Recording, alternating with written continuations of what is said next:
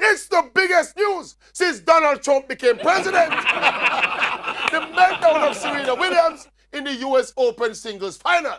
I'm in a beat around the bush with this one. Serena Williams wrong, and she wrong till she can't wrong no more. All other opinions are based on emotions. She got the first code violation, which was a warning for her coach illegally coaching her from the stands, to which the coach admitted. Remember now, that was just a warning. After that, Serena started dealing with the umpire like trash. She started styling the man wicked, and then she lost a penalty point for smashing her racket. That was violation number 2. And even as she continued to play, she still give it to the umpire. End up calling the man a thief. That was verbal abuse of the umpire. Violation number 3, which resulted in a game penalty. And at that time, the chanting and the cussing increased to another level. And look, this crying about the men get away with it, so the woman must get away with it too.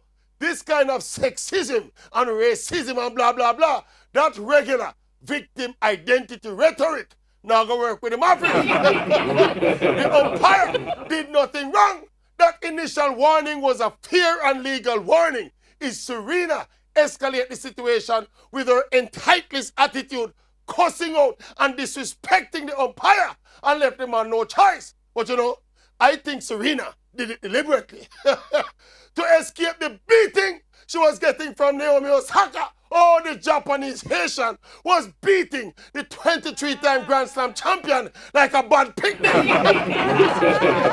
This argument to the umpire was an escape route for Serena to get away from the beating. But Serena, we rate you and we love you, but you must take your licks. Take your licks like a big woman, Serena. Yes. You're wrong till you can't wrong no more. Yes. Oh yes, cry all you want. Cry all you want, but take your licks. Hush, baby, take your licks. Take your licks.